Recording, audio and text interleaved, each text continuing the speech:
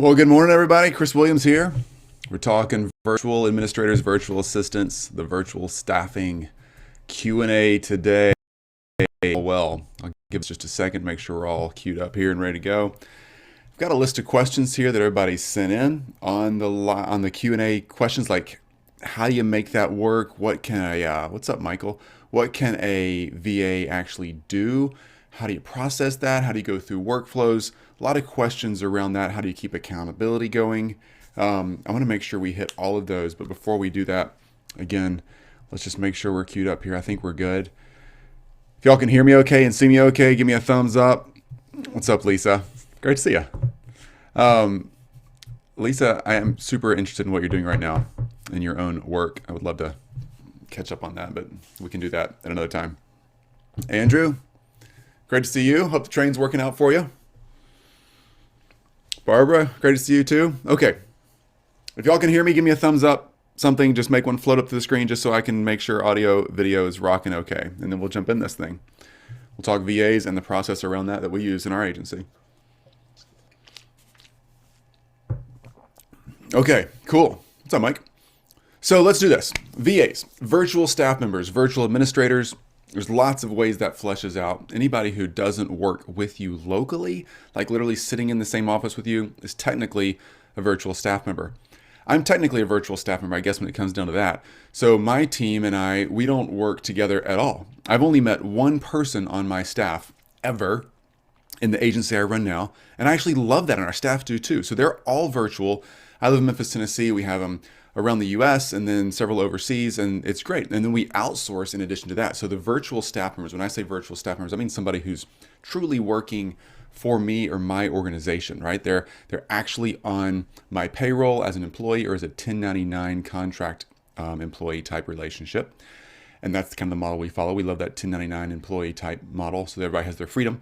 But we also want to make sure that people have their life. So let's talk about virtual staff and how you find what kind of virtual staff member you need first off. So categorically, the VA title, virtual administrator, virtual assistant, that's typically more of that basic level, email, calendaring, messaging, doing some early stage marketing, messaging on Instagram, Facebook, whatever, that kind of thing for you. Handling correspondence back and forth from your Google text and voice number could be one. Handling your email, handling calendar appointments, basic Q&A from your clients or prospects. A VA, a virtual administrator or virtual assistant can do that kind of thing. I'm not minimizing their skill set as an individual or what they're capable of. We'll get into that in a second, but typically that's kind of entry-level VA type work. Then you get into project type VAs or virtual staff members that are actually handling more complex projects and tasks. That might be video editing. It might be actually generating work for you. It might be completing websites. If you're in graphic design, it might be doing graphic work. If you're a copywriter, it might be helping with copy. There's lots of things that virtual staff can do. They can do anything you can do, just somewhere else, right? And the digital world makes that super easy. Now, in my experience, and I'm going to get to the questions in a second, I'm just trying to give you some framework here. In my experience, I've hired dozens of virtual staff members over the years, past 3 agencies. And I love working with virtual team members because I love being virtual. So I start people off by looking for the need that I have. So I typically hire in my weaknesses. I know my strengths pretty well, and I know my weaknesses really well because they're glaring. I'm horrible at the little details. I'm horrible at spelling. I'm horrible at seeing a project through to the end. I'm horrible at getting a big idea and then having a million other ideas pop in my head and having it get all organized. So I find people who are hyper organized and love building systems and processes around me. I need a babysitter. I hate to say it that way, but we're all grown-ups here watching ourselves, right? So I need a babysitter. So I'm looking for people who can keep me in check and keep me accountable and keep me moving forward with the skill sets that I have, which is understanding that big vision and taking those big things and putting them down into step-by-step action points that make sense. That's me. Okay. So first off, I hired administrators that would help me with calendaring, emailing, that kind of stuff. And I made sure I was hiring for those specific skills, people who are highly organized, highly processed. And then some of those folks moved into more project management. Then I started hiring people who actually were made for project management, made for meaning their natural skill set was a broader view and they could see a bigger scope of things and actually start hammering out those big projects. I've had VAs completely run podcasts that I set up. One VA I'm thinking of right now, Sai, she's amazing, and she actually completely ran a podcast project we were going. Another VA, we hired her to do transcription. She's still on our staff. She's been with us for years. And now she handles lots of social media for us and a lot of our clients. She's amazing too. She actually does a lot of creative writing for us too. There's lots of ways you can do that. Kimberly on my virtual staff, some of you all have met her, and she like runs my world. She's also our director of marketing at Scenthold, my agency. She's virtual. She started out as an administrator for me, handling calendaring and emailing. Quickly, her obvious skill set was way beyond that. We have another virtual staff member who handles lots of production and lots of content creation for us here stateside in the US. Lots of projects they can do. Bottom line is though, when you're finding a VA to go ahead and start tackling some questions, like in fact, I'm going to go ahead and hit one that popped up yesterday when we announced this thing. Andrew, you're still hanging out in here. Hope the train Wi-Fi holds out for you there somewhere in Scotland.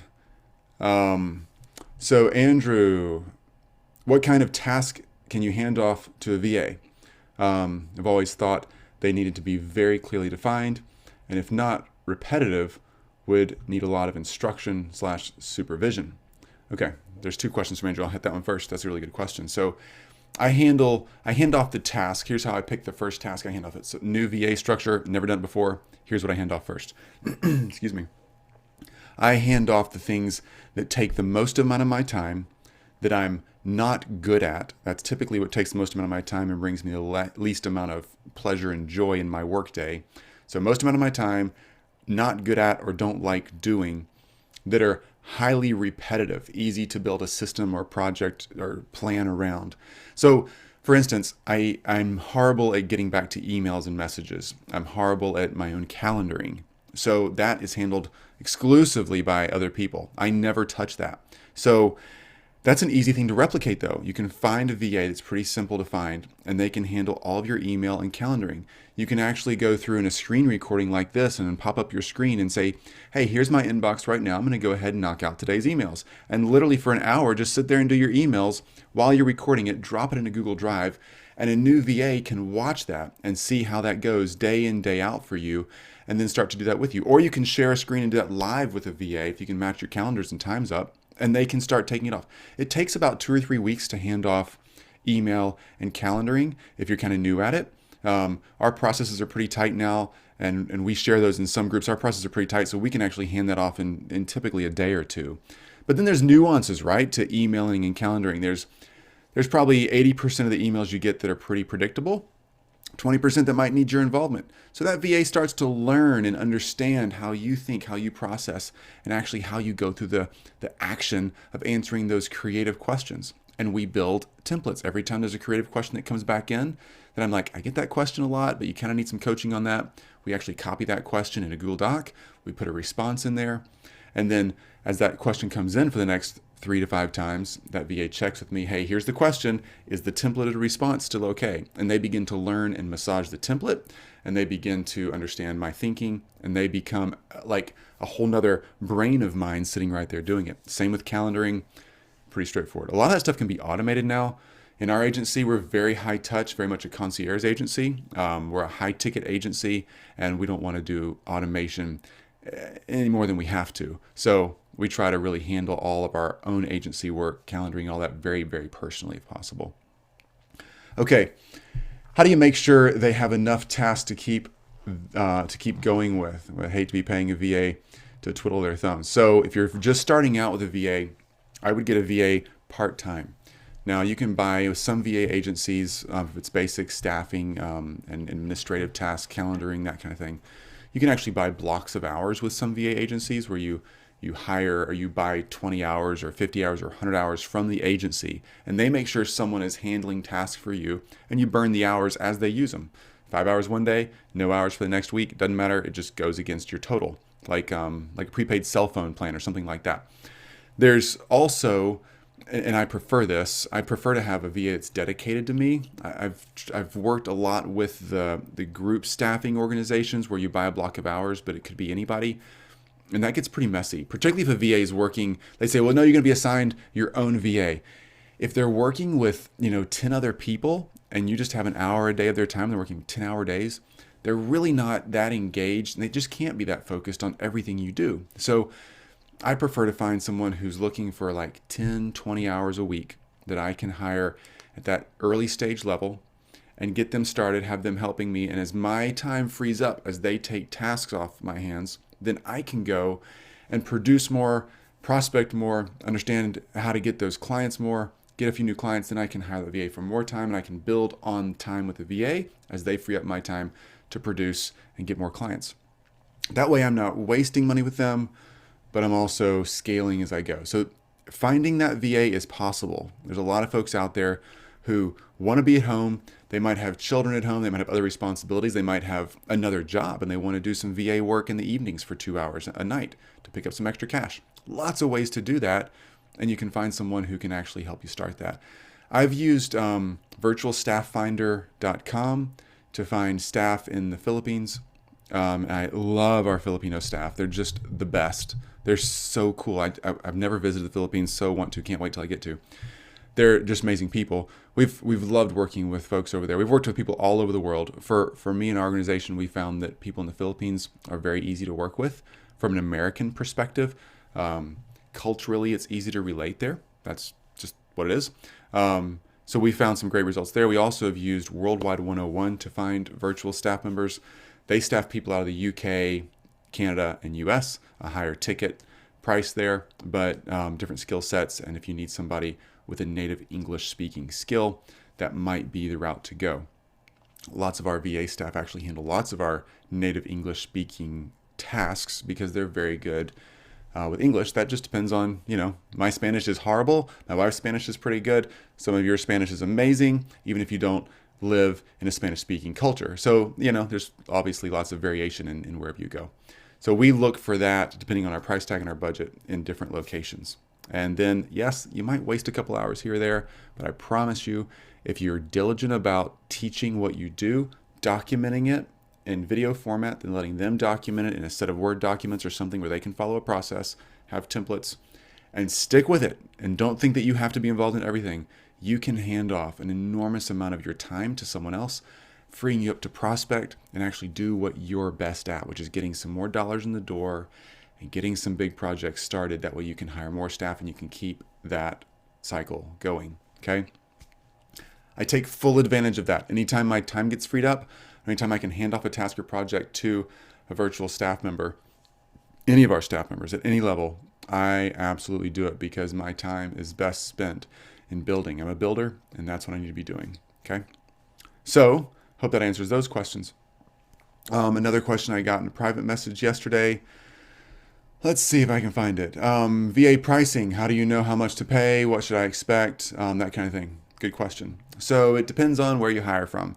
If you're hiring in UK, Canada, stateside, US states, you're probably going to be in that $15 to $30 range, depending on the skill set. That's just because you're going to be at a higher dollar amount culturally, and you're also going to be potentially, hopefully, hiring a really good project manager or something like that. Again, you can find excellent project managers and high skill sets in any other country. Some of the other countries, though, are going to be a little bit based on your conversion rate and the value of your currency, wherever you happen to be. It might be a better value. For our staff in the Philippines, I'd say we typically have hired those beginning stage VAs. Sorry, I'm thinking back because we have a really good hiring process now. I don't have to do it as much. I would think, I'm thinking we're like, $200 to $300 for a part-time. Let's just equate it this way. I think you're going to land in that $5 to $7 an hour range. Let's just say that $5 to $8 an hour range. For that kind of work. Estimates, sorry, I don't have exacts, but if you plan in that kind of thing, there you go. Of course, with someone who's not a native speaker of your language, whatever your language happens to be, if you need the sentence structure and syntax to be exactly right in email correspondence or something, you got to template more of those processes, but you might be able to find a much better value per hour outside of your country of origin. It depends on where you are. That is the questions I have so far on VAs. Another question. Okay, hang on. One more in private message. Okay, I'm just kind of rephrase this one real quick. I think this makes sense.